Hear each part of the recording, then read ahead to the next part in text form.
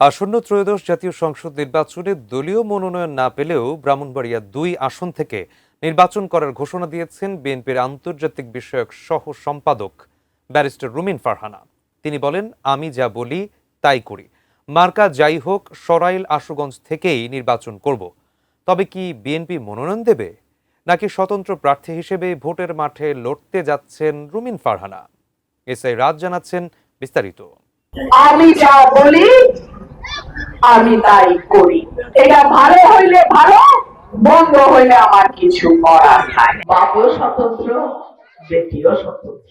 আল্লাহ যদি আমার তকদিরে রাখে এই এলাকা থেকে আমি এমপি নির্বাচিত হব ইনশাআল্লাহ।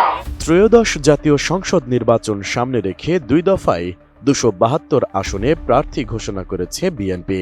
তবে ব্রাহ্মণবাড়িয়া 2 আসনে বিএনপির কোনো প্রার্থীর নাম ঘোষণা করা হয়নি। অথচ এই আসনে নিয়মিত গণসংযোগ ও সামাজিক কার্যক্রম চালিয়ে আসছেন জাতীয় সংসদের সংরক্ষিত আসনের সাবেক সংসদ সদস্য ও বিএনপির আন্তর্জাতিক বিষয়ক সহ সম্পাদক ব্যারিস্টার রুমিন ফারহানা। তার ভাষ্য, দেশের অধিকাংশ নির্বাচনী আসনে যখন আনন্দ উৎসব চলছে, তখন সরাইল আশুগঞ্জের মানুষ জানেন না তাদের এমপি প্রার্থীকে। এটা সরাইল আশুগঞ্জের মানুষের জন্য দুঃখজনক বিষয়। শুক্রবার বিকেলে ব্রাহ্মণবাড়িয়ার সরাইল উপজেলার পানিশ্বর ইউনিয়নের বিটঘর বাজারে বিএনপির চেয়ারপারসন বেগম খালেদা জিয়ার রোগ মুক্তি কামনায় দোয়া ও মতবিনিময় সভায় তিনি একথা বলেন। এ সময় দলের জন্য গত 17 বছরে নিজের কার্যক্রম তুলে ধরেন রুমিন ফারহানা। বলেন, গত 17 বছর আমার কি ভূমিকা ছিল সেটা আমি বলবো না, সেটা আপনারা জানেন, মানুষজন জানেন। নতুন বাংলাদেশ গড়তে এলো জুলফিকার স্টিল। জুলফিকার স্টিল, ইস্পাত দৃঢ় অঙ্গীকার। বিএনপির আন্তর্জাতিক বিষয়ক এই সহ সম্পাদক বলেন, আমি যা বলি আমি তাই করি, সেটা ভালো হলে ভালো, আর মন্দ হলে আমার কিছু করার নেই।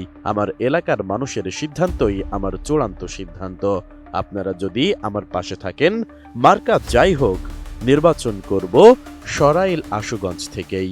আমার প্রিয় ভাই ও বোনেরা, আমি যা বলি আমি তাই করি, এটা ভালো হইলে ভালো, বন্ধ হইলে আমার কিছু করার নাই। আপনারা যদি আমার পাশে থাকেন, ইনশাআল্লাহ মার্কা যাই হোক নির্বাচন করব আমি সরাইল এবং আশুগঞ্জ। প্রায় প্রতি সপ্তাহেই এলাকায় আসার কথা উল্লেখ করে রুমিন ফারহানা বলেন, সরাইল ও আশুগঞ্জ নিয়ে আমার অনেক স্বপ্ন। এই 2টি উপজেলাকে মডেল উপজেলা বানাতে চাই। আপনাদের ভোটে সংসদে গেলে এই স্বপ্ন বাস্তবায়ন করব। আমার পাশে থাকেন, আমি বাংলাদেশ জয় করতে পারি। আপনারা যদি আমার পাশে থাকেন, আমি সরাইল আশুগঞ্জকে একটা নতুন রূপ দিতে পারি। আপনারা যদি আমার পাশে থাকেন, আমার বাবার যে অপূর্ণ স্বপ্ন 1973 সালে তিনি আপনাদের মাটি থেকে বিজয়ী হয়েছিলেন, তার যে অপূর্ণ স্বপ্ন, সেই স্বপ্ন পূরণে বাকি জীবন আমি আপনাদের পাশে থেকে কাজ করব। এ সময় ব্যারিস্টার রুমিন ফারহানা বলেন, সরকার বলছে 2026 সালে সবচেয়ে ভালো নির্বাচন দেবে। আমরা এ কথায় বিশ্বাস রাখতে চাই, কিন্তু ওসমান হাদির মৃত্যুর দায় সরকারকেই নিতে হবে। সরকারের প্রতি আহ্বান জানিয়ে তিনি বলেন, নির্বাচনের আগে সব অবৈধ অস্ত্র উদ্ধার করুন। 5 আগস্টের পর থানা থেকে লুট হওয়া অস্ত্র আইনের আওতায় আনুন। ভোটার, প্রার্থী ও কর্মীদের নিরাপত্তা নিশ্চিত করুন। 50-60 জন এমপির তালিকা নাকি তৈরি করা হয়েছে পরিবেশ অস্থিতিশীল করবার জন্য, তাদের উপরে হামলা করা হবে। আমি পরিষ্কার বলতে চাই, হায়াত বলতে মালিক আল্লাহ, হেফাজত করার মালিক আল্লাহ, কিন্তু তাই বলে সরকার তার দায় এড়াইতে পারে না। ওসমান হাদির মৃত্যুর দায় সরকারকে নিতে হবে। এদিকে শনিবার সন্ধ্যায় সরাইলের সৈয়দটুল্লাহ আরব আলী বাজার খেলার মাঠে বেগম খালেদা জিয়ার সুস্থতা কামনায় দোয়া ও আলোচনা সভা শেষে সাংবাদিকদের রুমিন ফারহানা বলেন, মনোনয়ন আমি কিনব না, এটি আমার এলাকার ভোটারদের মনোনয়ন, তারা চাইলে কিনতে পারে। তিনি বলেন, আমি জানি না বাপের মতো বেটিরও কপাল আছে কিনা, বাপ স্বতন্ত্র, বেটিও স্বতন্ত্র, এর উত্তর সময়ই দেবে।